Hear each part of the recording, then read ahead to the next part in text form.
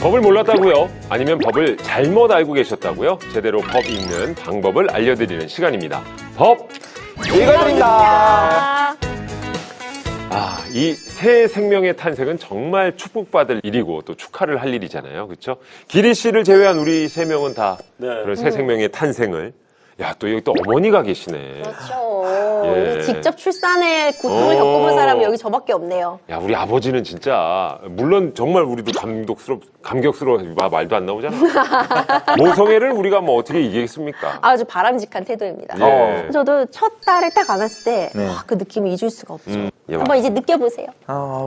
네, 느껴보겠습니다. 그러게요. 예. 감격스러웠던 것 같아요. 저도 이제 아이를 딱 안고서 네.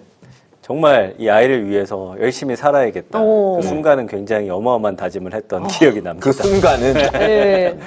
웃었나요? 눈물 나요, 진짜. 오. 네, 저 울었어요. 눈물 나죠. 네. 네. 그렇게 귀한 아이인데 불구하고 그로 인해서 가정에 불화가 생기는 경우도 있다고 그럽니다. 사실요, 제가 변호사로 활동하다 보면은요, 네네. 드라마가 그렇게 별로 재미없는 경우가 있어요. 왜냐하면 현실이 드라마보다 더 드라마 같은 경우가 너무 많죠. 너무너무 많거든요. 근데 요즘은 또 유전자 감식 같은 게 굉장히 좀 간편한 방식으로 쉽게 이루어지다 보니까 이와 관련해서 친생자 소송도 좀 증가하고 있는 추세입니다. 아, 그렇군요. 내 아이인 줄 알았는데 다른 사람의 아이였다. 이거는 뭐 상상하기도 싫죠.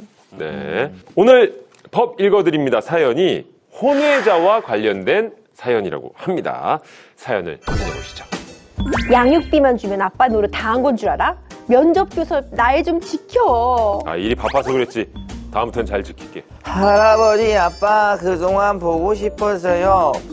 우리 아들 엄마 이제 갈게. 아빠랑 할아버지랑 아주 좋은 시간 보내고 와. 응, 엄마 안녕.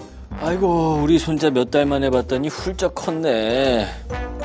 아들, 만나러 못 갔어. 미안해. 우리 아들한테 소홀했네. 그래. 뭐 지금은 엄마랑 살아도 너는 우리 집 종손이다. 알지? 근데 우리 아들 눈에 쌍꺼풀이 생겼네. 우리 집은 무쌍인데. 아이고, 그러고 보니까 이 외탁을 한 게 맞나? 첫째는 아빠 닮는다던데 그 닮은 구석이... 아빠, 그럼 내가 아빠 아들이 아니야? 아이, 아버지는 무슨 그런 말씀을 하세요, 애한테. 아니 근데 봐라, 우리 집은 전부 A형이고 네 전처도 A형인데 아이는 O형이고. 엄마가 그랬어. 난 아빠랑 발가락만 닮았다고. 아니 그 혈액형이 다른 게 좀 그 혹시 네 전처가... 아니, 아버지, 애 들어요. 아이고 혹시 모르니까 그 유전자 검사를 한번 해보는 건 어떠냐? 아버지도 참. 근데 정말 닮은 게 그렇게 없어요? 아유, 그 오늘이 유전자 검사 결과 나오는 날이지. 아우, 정말 제 아들이 아니면 어떡하죠? 아유, 나도 우리 손자가 정말 자랑스럽지만 그 우리 집안 닮은 데가 어느 한 구석도 없으니. DNA 검사 결과 부자 관계가 성립되지 않습니다. 아, 이게 무슨 말이냐? 네 아들이 아니란 말. 내가 당장 호적에서 빼라. 아버지도 키운 적이 있는데 제가 아들 없으면 못 살아요, 이제. 안 된다, 안 돼. 그 당장 애 엄마한테 전화해. 띠리리링. 왜? 또 무슨 일이야? 우리 아들, 내 아들이 아니야? 아니, 그게 무슨 말이야? 날 닮은 구석이 없어서 DNA 검사를 했는데 결과가 나왔어. 이게 그러니까 내가 진짜 잠깐 한 번 실수로 다른 사람을 만났는데. 그게 무슨 소리야? 바람을 피웠단 말이야? 변호사 찾아갈 테니까 준비해. 알았어? 어떡해요.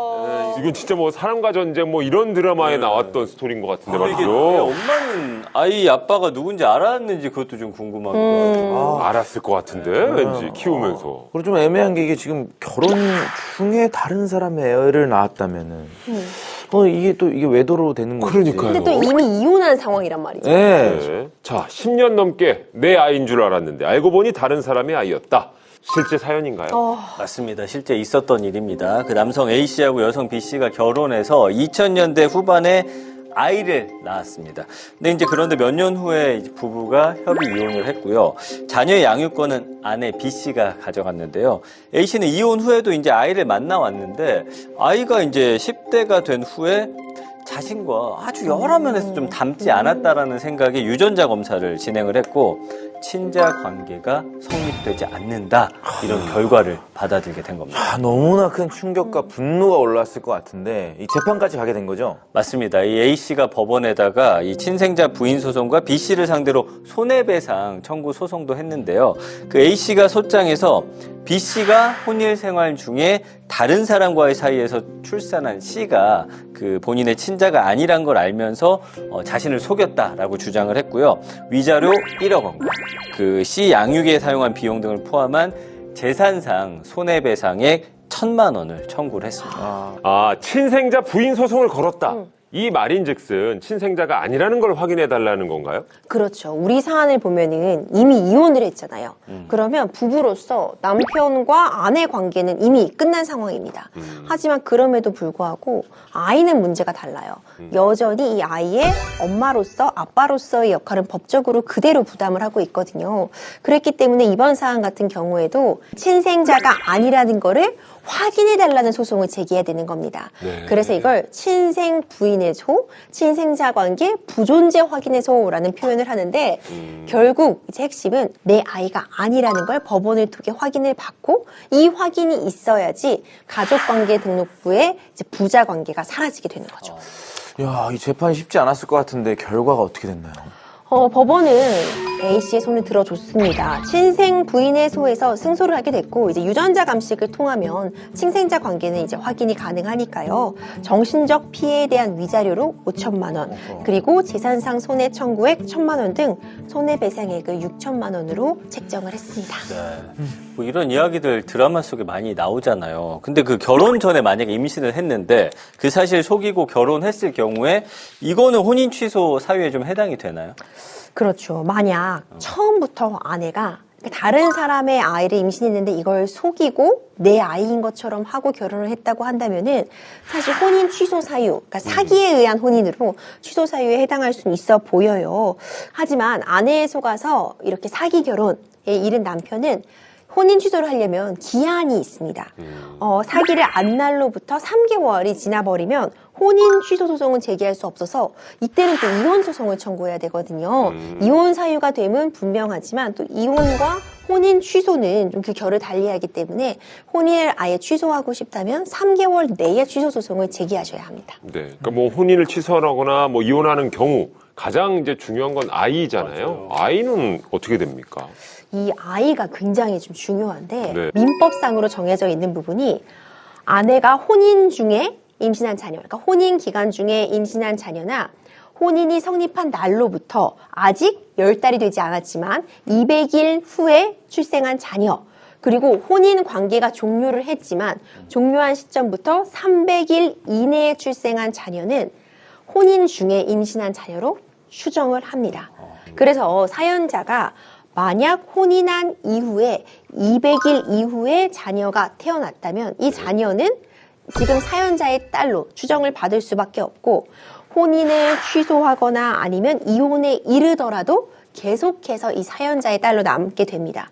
그렇기 때문에 결국 친생 부인의 소를 제기를 해야 되는데 자신의 아이가 아님을 안 날로부터 또 2년 이내에 친생 부인의 소를 제기해서 가족관계를 바로잡아야 됩니다.